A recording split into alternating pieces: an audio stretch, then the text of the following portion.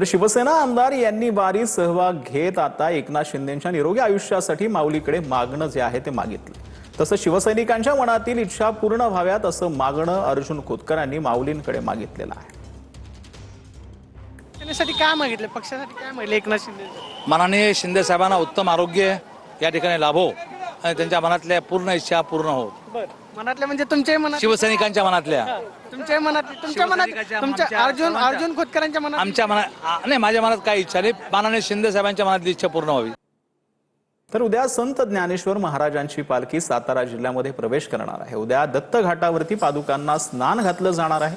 तसंच वारकऱ्यांचं निरास्नान पार पडणार असल्याची देखील माहिती मिळते।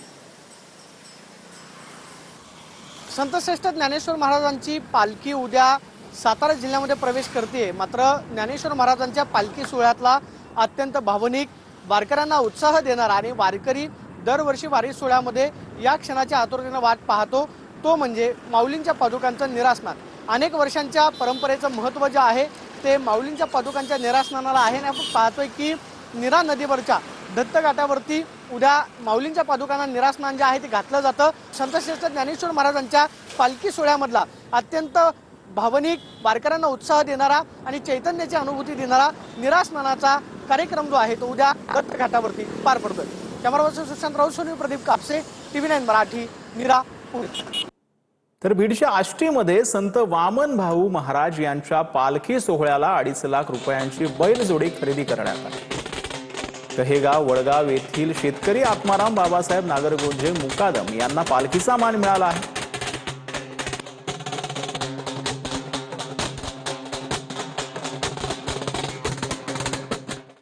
तर पुण्यातील माया फाउंडेशनच्या वतीनं वारीत दररोज 25,000 वारकऱ्यांना अन्नदानाची सेवा दिली जाते। माऊलींच्या चरणी आणि त्यांच्या भक्तांची सेवा करायला मिळणं हे आमचं परम भाग्य आहे, अशी भावनिक प्रतिक्रिया ट्रस्टच्या वतीनं देण्यात आलेली आहे। वाटेवरती लाखो वारकरी आळंदीपासून पंढरपूर पर्यंत पांडुरंगाच्या भेटीसाठी वारीचा प्रवास करतात आणि या प्रवासामध्ये येणाऱ्या प्रत्येक वारकऱ्याची जेवणाची सोय जी आहे ती प्रत्येक ठिकाणी केली जाते। माया चॅरिटेबल ट्रस्टनं जवळपास लाखो वारकऱ्यांच्या जेवणाची सोय जी आहे ते या पंढरपूरच्या वाटेवरती केलेली आहे। मी अनिल गुप्ता, माजी अध्यक्ष माया चॅरिटेबल फाउंडेशन। हे वाल्हे गावामध्ये 24 वर्षापासून आम्ही दरवर्षी 20 ते 25,000 वारकरी लोकांना बसून गरम जेवण वाढतोय आणि त्यांची सेवा करतो। अन्नदानचा कार्यक्रम असतो आमचा दरवर्षी।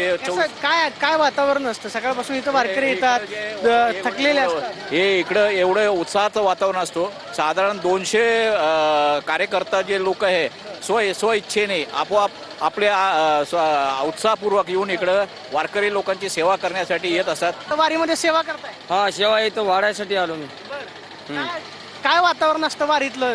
10-15 दिवस घरापासून आपण सगळे इकडे येतो, देवाचं करावं वाटतंय।